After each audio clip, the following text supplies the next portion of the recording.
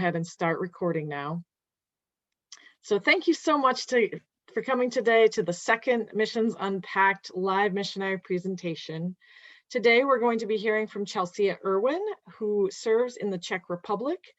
Chelsea is a geo-missionary, which means that she has an initial commitment to serve for about 2 years, and she has just wrapped up about her first year of service there in the Czech Republic. So before I turn it over to Chelsea, I'd like to go ahead and open us with a word of prayer. Dear Lord, we know that you desire all to be saved and come to the knowledge of the truth. Thank you for the work of our missionaries around the world in proclaiming that truth in a cross-cultural setting. Bless the work that Chelsea does in the Czech Republic, and bless her presentation today, that we can learn how we can support your work around the world. All of these things we pray in your name. Amen. So as we get going, if you have questions, please feel free to drop those in the Q&A box. We will have live answers at the end. And so, but you can ask them as we go along so that we'll be sure to answer them at the end. So Chelsea, I'm going to turn it over to you. Awesome. Thank you, Anne. Hello, everyone. I'm glad you're here. I'm just going to share my screen so you can see the presentation. Okay, so yeah, my name is Chelsea Irwin. I'm originally from Nebraska, and now I'm serving as a geo-missionary with the LCMS in the Czech Republic. So I'm serving in the eastern part of the Czech Republic in a town called Bohumín. It's in a region of the country called Silesia, which borders Slovakia and Poland as well. So I live about 20 minutes, a 20-minute walk from the Polish border. So it's been a blessing when the borders are open. I like to go to Poland. Before I start the story I'm going to tell you, I wanted to share some statistics with you about the Czech Republic, just so you can get a sense of what it's like religion-wise and why we have missionaries here from the LCMS. So Anne had mentioned before, the population is about 10 million. 7 out of 10 people in the Czech Republic have no religious group. 66% do not believe in God. 64% are raised without religion, and 79% of Czech parents are raising their children with no religious affiliation. So I arrived to the Czech Republic last year on January 16th. I've been here for about a year and 2 weeks. I was excited to celebrate that anniversary after the Christmas season. And for the first couple months, everything seemed really normal as missionary life can be. I arrived, I met new people. There was this kind of honeymoon phase. I was building relationships. My main purpose was to be an English educator. So I had 2 English groups that I was running, a high school and an adult group. During the week, I was also heavily involved with the youth group at my church, and I was also teaching English at the elementary school down the street from our church. And many of the people I was meeting were not Christian, and I was like, yeah, this is where God wants me to be. I am serving, and it was super exciting. This was our youth group. This was our weekend getaway retreat last February, so about a year ago. And pretty quickly, as I arrived, things shifted a little. So this was the youth group, and then slowly this was the youth group. So we had to wear masks. We could only meet with up to 10 people. So sometimes if there was too many youth, then one youth leader would have to go away because we wanted the youth to be there. It didn't really matter if we were there. We wanted them to be hearing the gospel every Friday. And then slowly everything turned to this, which I had absolutely not anticipated. Nobody anticipated the pandemic happening, but ministry-wise, it was a complete surprise, and I had no idea what God was going to be doing during this time. I had 3 worries that I want to share with you before I even came to the Czech Republic. So pre-coronavirus, I was worried that I would be lonely, that I would not have close friends, and that I was not going to be having spiritual conversations with other Christians. So I would be the one giving, sharing my faith, and nobody was going to impact me or spiritually fill me in that way. And when the lockdown began, I was so afraid about these things. I had no idea how God was going to fill these gaps as everything started to close. And luckily, as God is always faithful, he always has been, and he always will be, this is the group of people that he provided for me to be with during this lockdown time. So this, from left to right, there's Hansa in the gray sweatshirt. He was a seminary student that was living in the parish house where I was living in a different apartment. And then Nikki next to him, who was a volunteer living in our parish house from Hungary, who was my roommate. And then Jirka in the blue coat, and he just lived down the street from our church. So he was able to come and visit us almost every day to have company, and we could gather together, and we were all Christian. But I want to share with you specifically about Jirka, so the man with the blonde hair and the blue coat. I want to tell you his story because it's pretty incredible what God did during this COVID time to change his heart. Jirka is 27, and he's only been a Christian for about 7 years.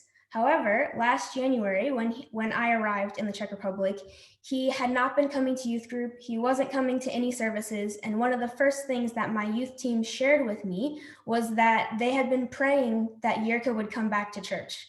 And they didn't really know what was going on or where he was at, but he just wasn't attending, and they were kind of worried.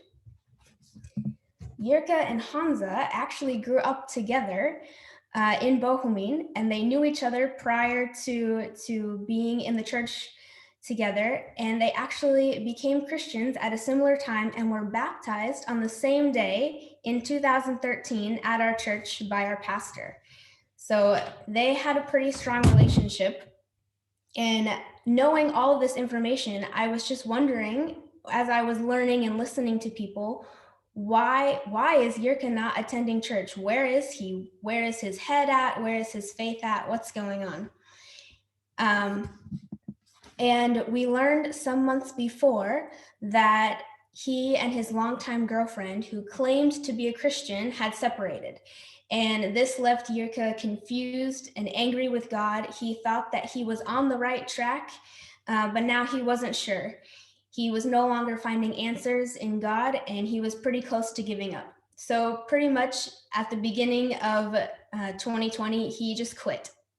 Instead of going to youth group on Fridays, he would hang out with other non-Christians. Instead of going to church on Sunday, he would sleep in.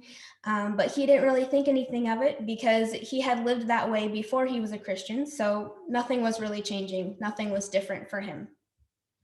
One Friday, when I was there, he happened to show up at youth group, and it was completely out of the blue, unexpected. And our youth team freaked out.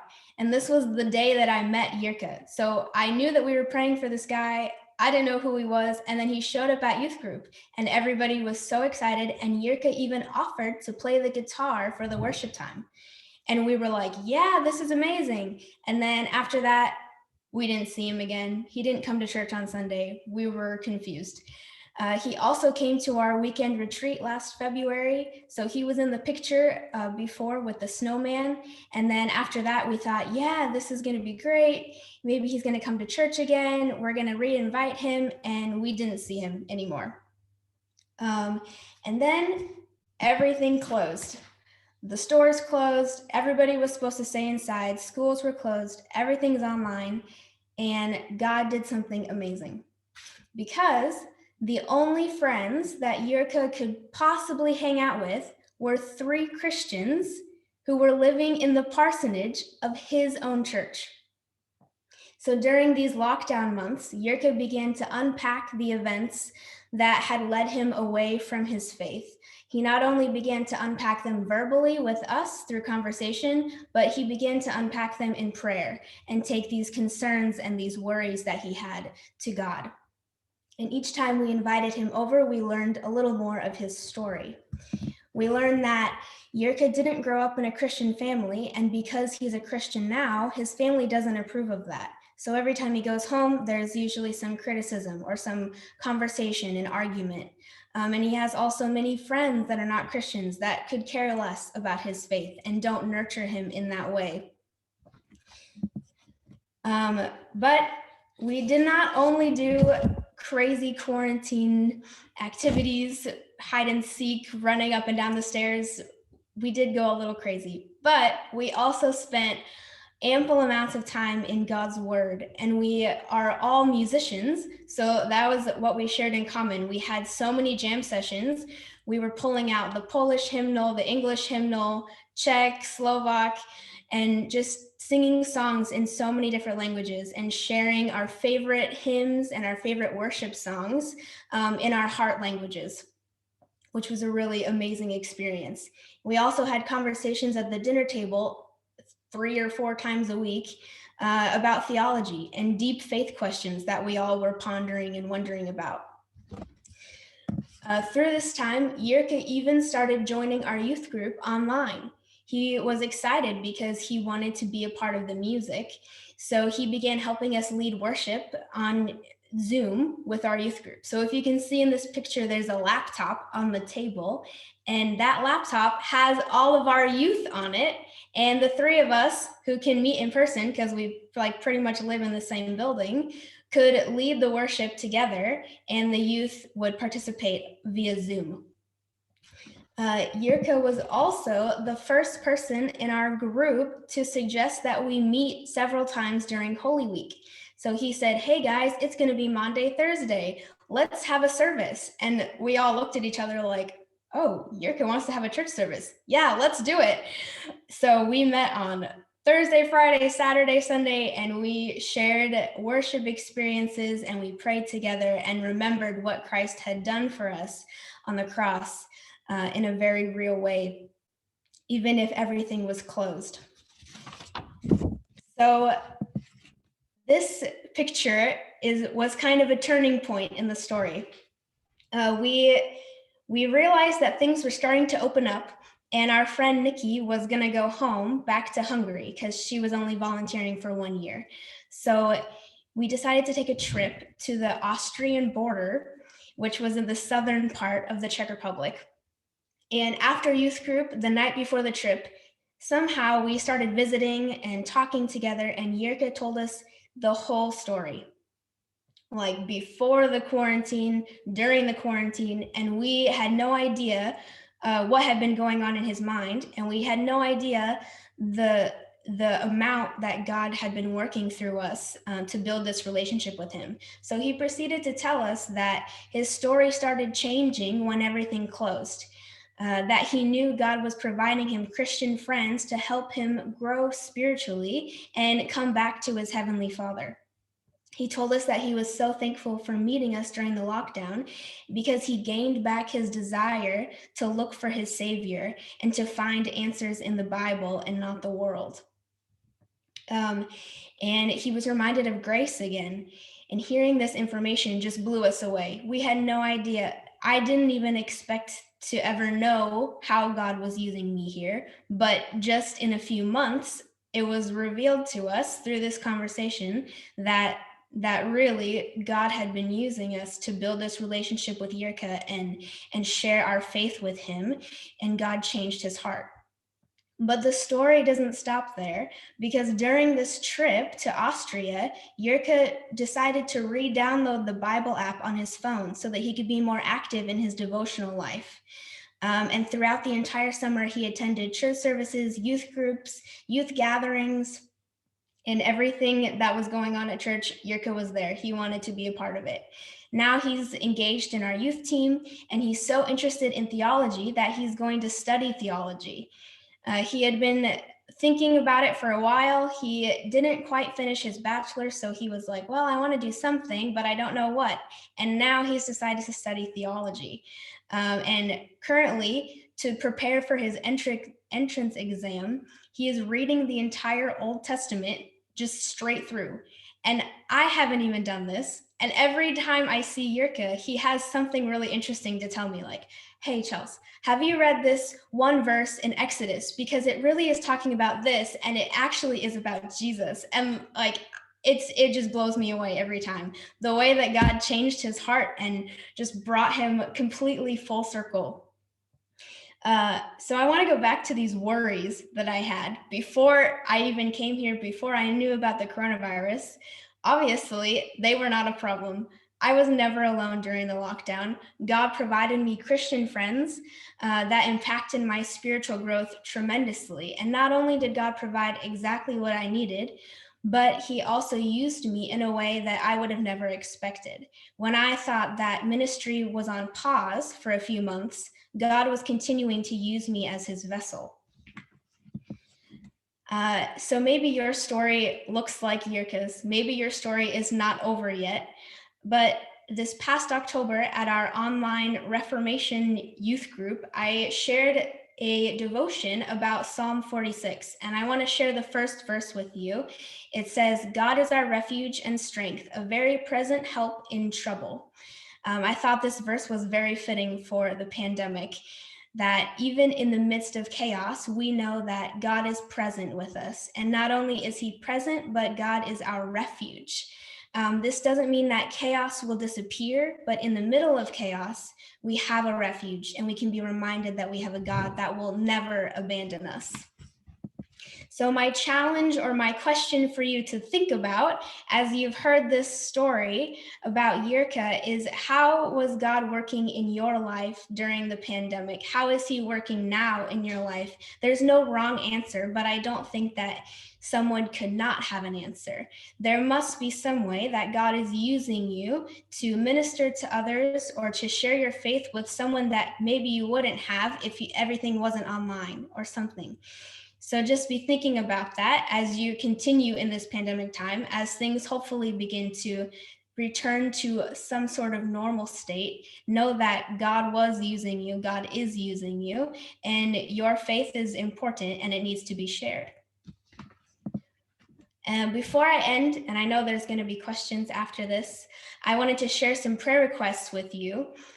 Just in general for the mission field. Pray that God would continue to work in Yirka as he deepens his faith and prepares to study theology. Pray that God would energize our team during the second lockdown. It's been pretty hectic. Our youth group is still online. We're trying every week to think of a new game, something we can do to change it up a little bit. So pray for that. Pray that God would continue to give me opportunities daily to share my faith with others, and that he would reveal his plan to me as I make the decision to become a career missionary. So as Anne mentioned in the past, now I am a geo missionary, which means that I'm only serving for about a 2-year commitment. And I'm looking to transition to a career missionary, which would be a 5-year commitment. So I'm pretty excited about that. Pretty terrified, but I think that that's where God is leading me, and I don't foresee myself living in the United States for a little while. So I'm ready for questions, Anne. That is all I have. Thank you, Chelsea. Can you unshare your screen, please, so we can see you a little closer? So you mentioned very much in passing at the end, the second lockdown for you there in the Czech Republic. Can you say a little bit about what day-to-day life and ministry looks like for you right now? Yeah, so right now, well, after Christmas, I thought things were going to change. That's the first thing. I really thought the schools would be open and everything would just kind of be okay, but it's absolutely not. So the schools are closed, which means I'm not teaching at the elementary school right now. But during my week, I still have my English group online. I'm attending the youth group online and various other meetings with missionaries to see how we can use this time in a productive way. I'm also involved in the English Conversation Partners program right now. So each Monday we are meeting with Czech students and American volunteers to have English conversation. Yeah. Great. You mentioned that you're not teaching at the elementary school. What had you been teaching at the elementary school, and kind of how did that fit in ministry?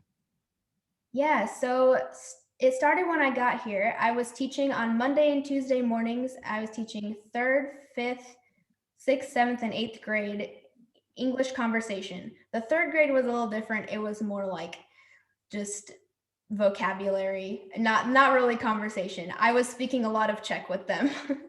But the middle schoolers, I was able to build more of a relationship, and a couple of them had actually started coming to my English group because they knew me and they saw me at the school. So that was kind of the way that I was hooking people to come to the church.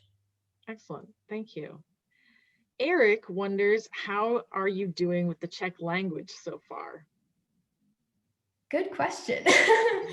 Yeah, so I actually had been learning Polish for 10 years prior to coming here. I was helping at an English Bible camp in Poland in the same region where I'm living in the Czech Republic. So I was pretty familiar with Slavic languages, how they're set up.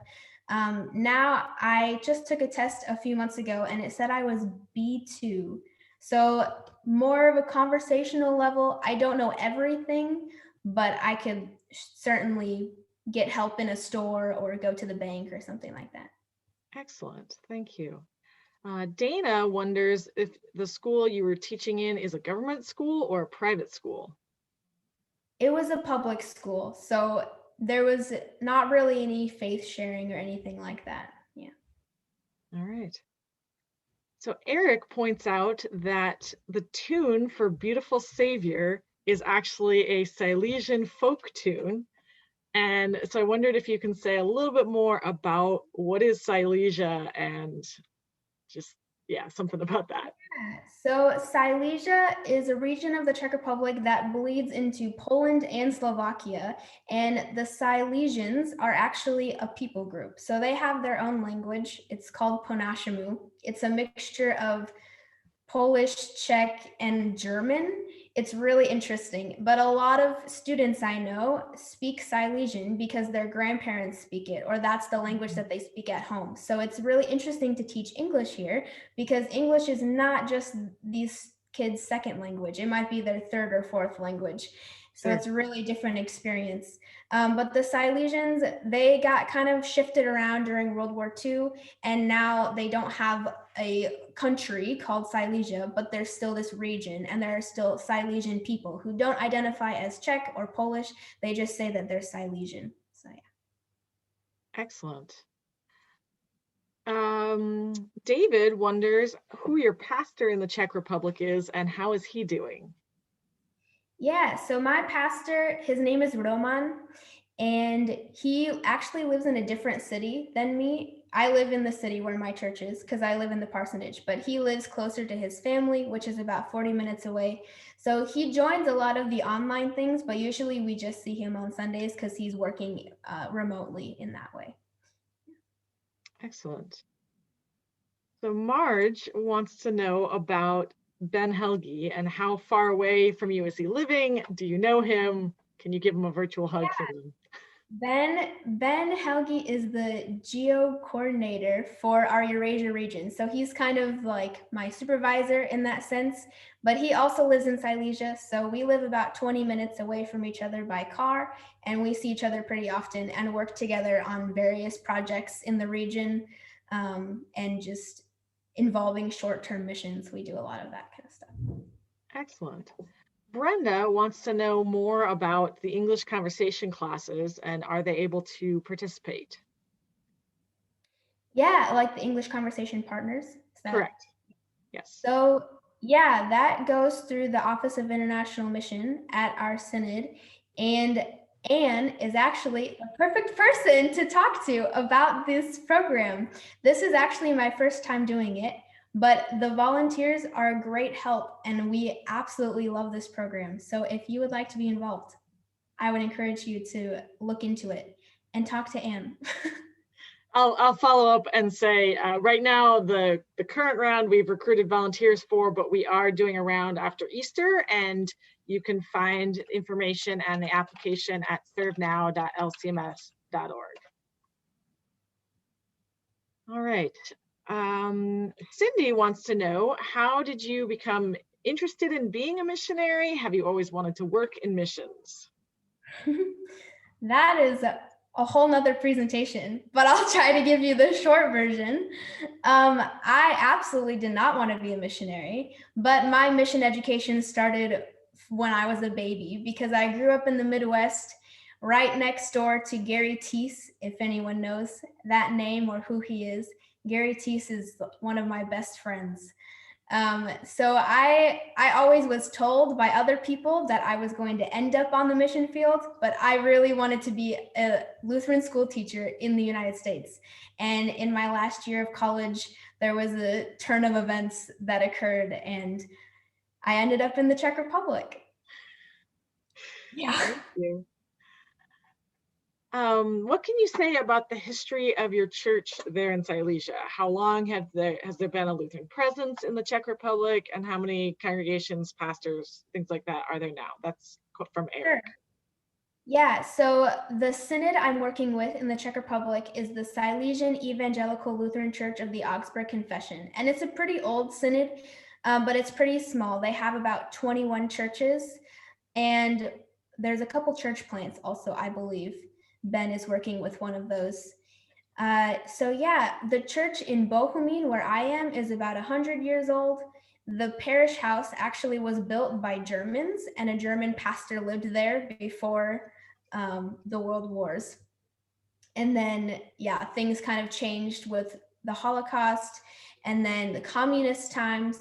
So the Silesian region still is kind of recovering from that era, especially Christianity-wise. So it's really interesting to see the attitudes of the people. They're not as friendly as people from the Midwest, so I had to get used to that. You don't get to say hello to everyone you see on the street. They think that's weird. Dana says that if you see anybody from Trinity Silesian Lutheran Church, please tell them hello from her. Okay. And Dana also wants to know, how are you learning the language? You mentioned that you have made progress, but how are you studying? Sure. So I've had the same teacher the whole time so far. She goes to my church, and she's actually Silesian. So she's not Czech or Polish, she's Silesian. So she speaks Czech, Polish, Silesian, English, German, and some other things, but she agreed to teach me Czech.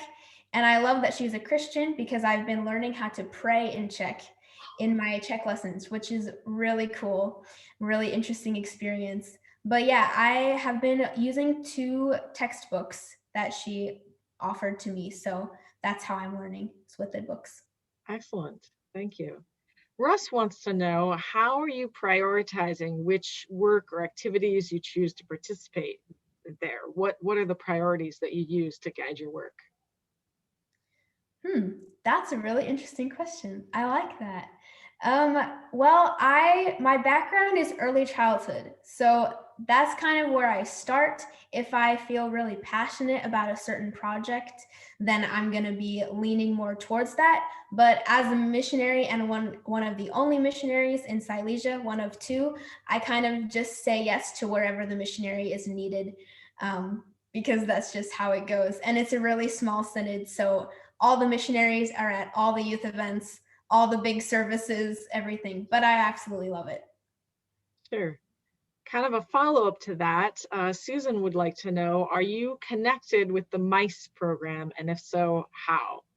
And I don't even know if I pronounced that acronym correctly. Yes, it's Etsamisa. I am connected with them. They are the organization that is hosting me here. So they wrote up a contract that I could send in with my visa to say that we're inviting a missionary to come here and live here and work with us. So yeah, they're kind of in charge of me in that sense, and I work very closely with that organization. They are the mission society out of the synod where I'm working. Excellent, thank you. Your dad says that we all knew you'd end up in the mission field.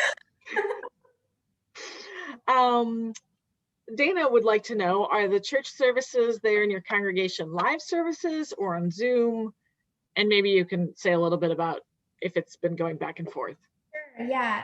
Our church is one of the smallest parishes in our synod. So when the lockdown happened, we just didn't have any services at all, and nothing was online. Most of the members that are regular are really old.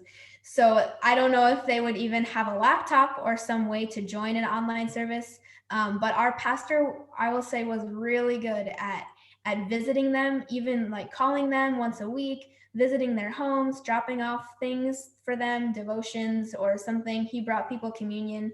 So he did a really good job with that. And now they are having in-person services, but it's at 10% capacity. So I think only like 10 people can be there or something with masks and social distancing. So it's pretty different than when I got here, but at least there can be a service. Sure. Thank you. What has your experience been like being a young, recent college graduate in the mission field? It's a roller coaster. It's really unique.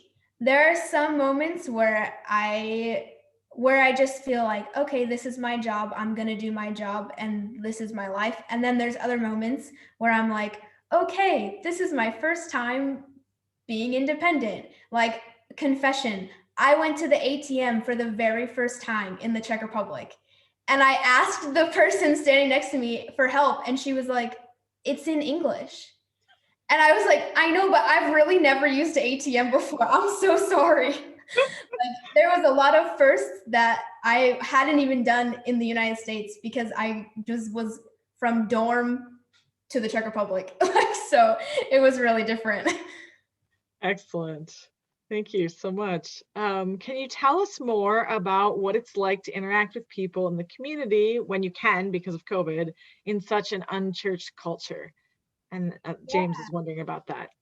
It's really different. The Czech Republic, it was communist like so many other countries in this area for about 40 years. And it really shaped the attitude of the culture here. Even the older and the younger generations, you can just tell on their faces that it's not as friendly or open as some other cultures. So it's really different to build a relationship with someone here, and it takes a lot of time and patience. I heard one person say that Czech people are like onions. So you have to peel all the layers before you can get to the center and actually have them invite you to their home or do something that maybe a surface level friend might do in the United States. Thank you. Cindy and Marge are wondering about what some of your favorite foods there are. Okay, there was a holiday a couple months ago. I don't remember what it was, but I had goose because that's what they always have on this holiday. And it was absolutely delicious. They have a lot of different meats and potatoes. If you're from the Midwest, it's all the same. Meat, potatoes. But something unique that I tried for the first time here was something called Knebwicki. It's sort of like a dumpling, but it's not always made from potatoes, and it just kind of looks like soggy bread. It's not my favorite, but it's really everywhere. So I had to learn to like it in some circumstances. There's also a sense of like Slavic hospitality in these Slavic countries where like if they offer you something, you better eat it. Like, because they really want you to have whatever they're giving you. So I had to learn to just, okay, thank you. That is true in many places. So Carolyn wonders if you know Cynthia Rucky, who serves in Prague. She also wants you to give her a hug. But since we've had a couple of these questions, I wondered if you could talk a little bit about your relationship with other LCMS missionaries there in the Czech Republic and Eurasia. Yeah, so because there was no regional meeting for us last summer, I have not met so many of my colleagues in Eurasia. I've never met my business manager. Like, I've only met my regional director twice in person. So it's been a really different experience, but the people I do know is mostly the team in Prague. So the Castor family and Cindy, I do know them. I'm actually in Prague right now for the weekend. And I was with Cindy this morning on a little hike. So yes, I know Cindy. We're great friends. Love her. But I would say the person I would be closest to is Ben, because we just work together so often and we only live 20 minutes away from each other. But I'm hoping in the future to get to know more of my colleagues in Eurasia. Excellent, thank you. David is wondering what the local economy looks like. Is it industrial, office workers, farmers? Yeah, so Silesia is the industrial region of the Czech Republic. There's a lot of coal mines, iron factories, that kind of thing. It has some of the highest pollution. Like I had a cough for 2 months before the pandemic happened because I was just outside all the time and the clouds were so low because it was winter and there was just dirt. Oh, I've never lived in such pollution before. I've only been in cornfields. So it was a really different experience, something to get used to. But yeah, most people work in a factory or some office type of thing. There are some farms, but not in the area where I am. excellent, thank you. Ken is wondering if there's a difference between the Czech and Polish people as far as friendliness, and I'm going to tag on to that and say in terms of culture or just life. Yeah, definitely. I had spent 10 years getting to know Polish people before I came here, and I didn't expect it to be the same, but I expected it to be a little similar, and in some cases it was, and in many cases it absolutely was not. They are completely different countries, completely different cultures, and I think it's so interesting because their histories are so interwoven and they're so connected in that way. But really, the Polish people are more, I would say, more open, more friendly. Poland is statistically 95% Catholic, although that's not really true. It's more by cultural association. But the Polish people are more religious in that way, and Czech people are more agnostic, I would say. The Polish people still have this kind of communist mentality where, like, you don't say hi to everyone on the street. You kind of mind your own business and look down. But in a social setting, I would say they're a little more friendly. Thank you. Russ is wondering what the top 3 things we can do to help you other than sending in money to LCMS Missionary Services. Well, I would say the top thing is to pray. First and foremost, pray. And yeah, now I have to think of 2 other things. Okay, wait. Okay, yeah. So pray, read about it. So you can sign up for my newsletter, for Cindy or Ben, somebody in our region, get to know the area, read about the culture, and that can help you guide your prayers as well as you just see what's going on here. And then the third thing would be to get involved physically, whether that's English conversation partners or joining a short-term mission team, praying that they are allowed to happen soon. But yeah, get involved. So pray, read about it, get involved. Thank you. Can you say anything about mission teams and whether that might happen? It's really up in the air right now. I would not advise anyone coming to the Czech Republic. It's horrible for the coronavirus right now. But I know that in the past, there's been quite a few English camps happening in Poland and in Russia as well. So I would encourage people, if those opportunities open up, please get involved. I would love to meet you in person, to see you, to share my experiences with you in person. Yeah.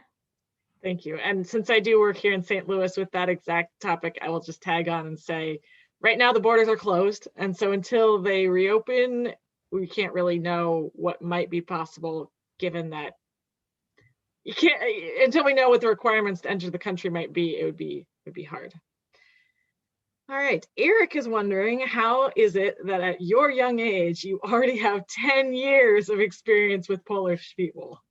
Yeah. So, well, first, I'll just say that my dad is a pastor, and that opened up a door for me to go on a mission trip when I was 13. So he was the leader of the trip, and because I was so young and he was my dad, I was able to tag along.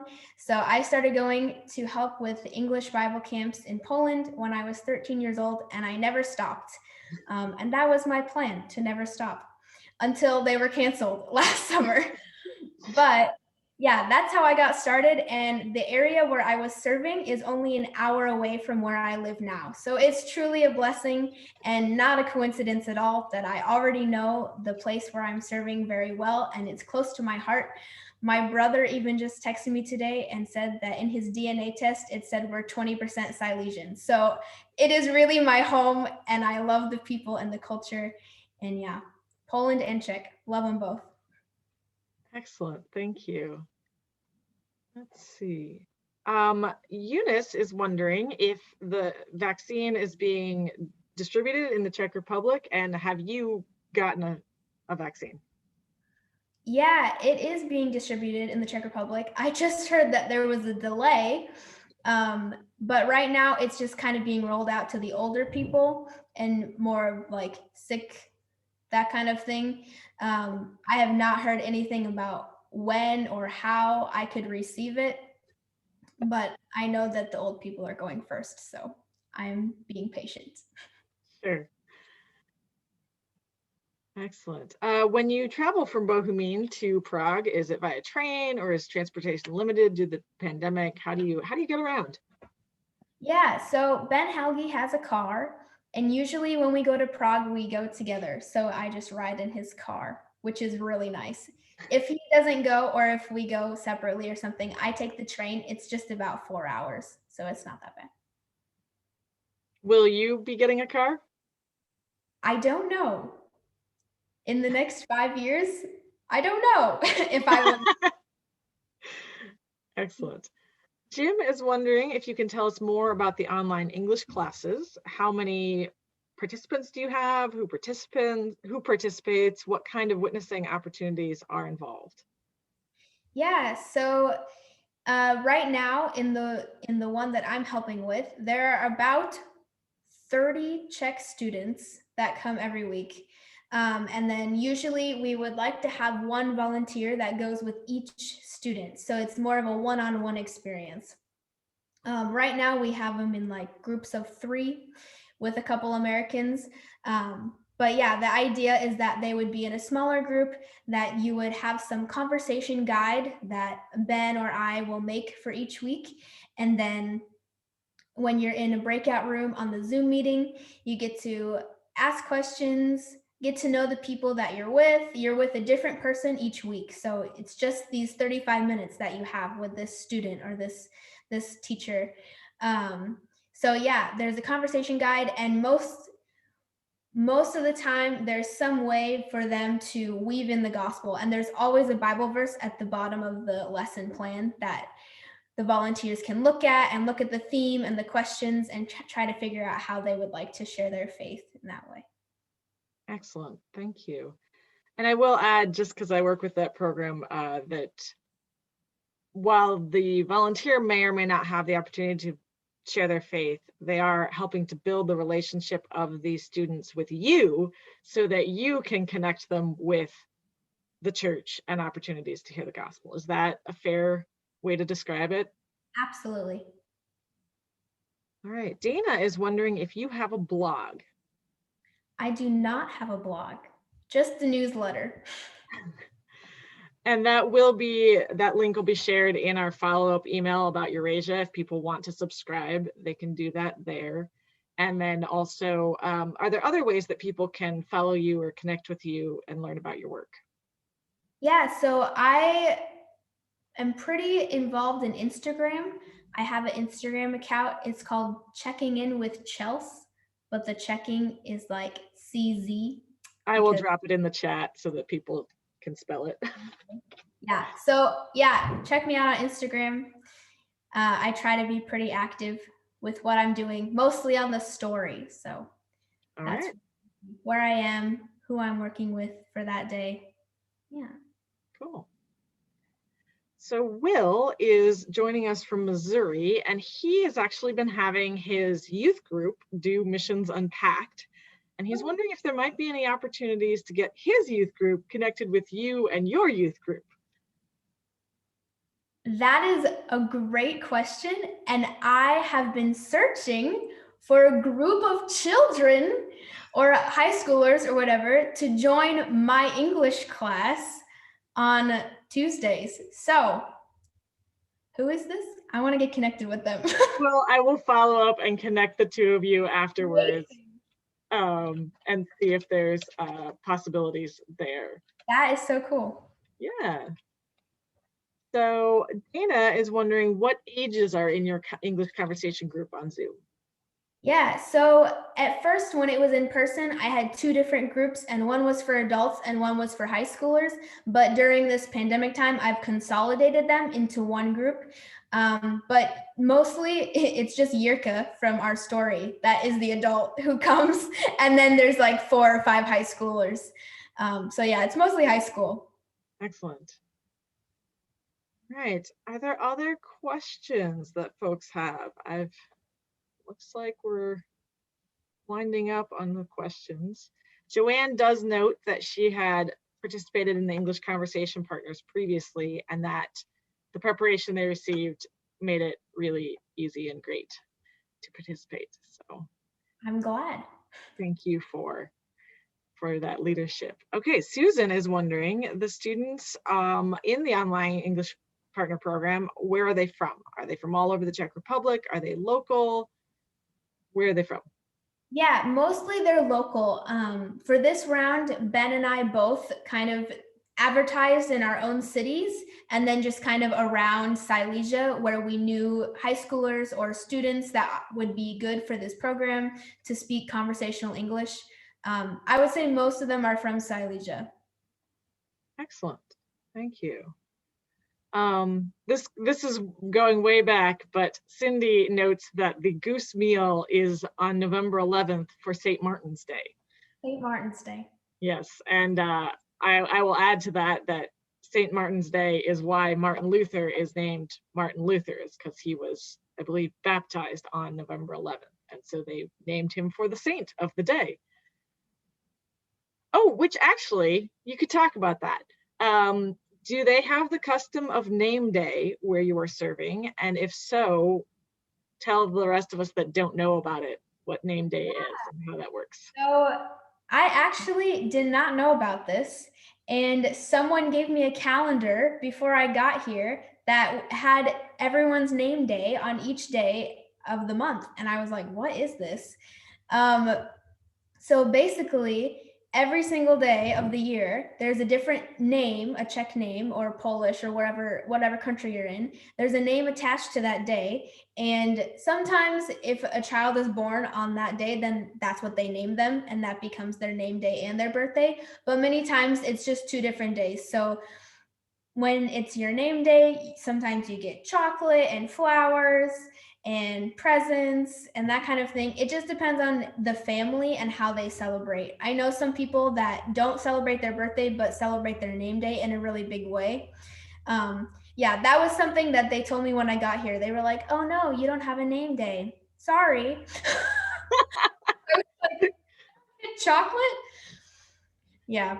So there are no saints. Chelsea is not a Czech name, so you don't get on the calendar. Yeah. How about your middle name? Is your middle name on the calendar?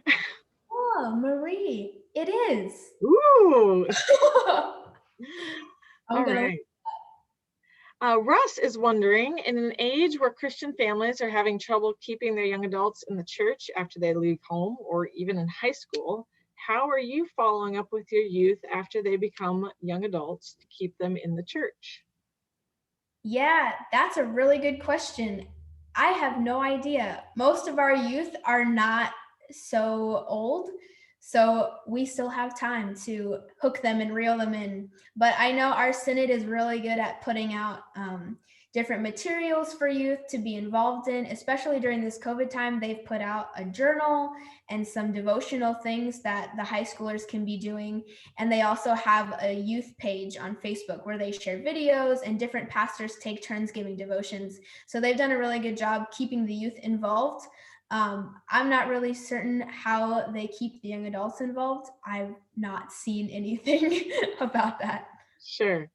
Can you say a little bit about youth who are Christians? Like what percentage come from a Christian home and what percentage come, as youth and become Christians?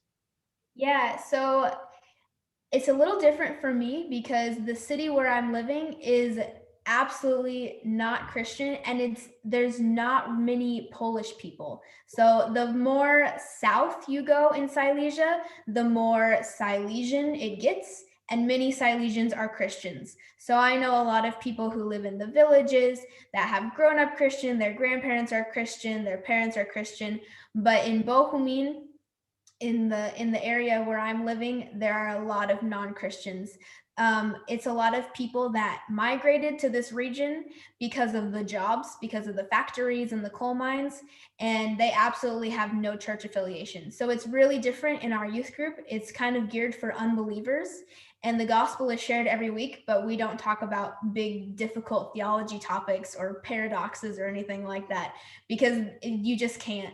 They have no understanding of many stories in the Bible even. So we're really gentle and delicate with the way we teach the Bible.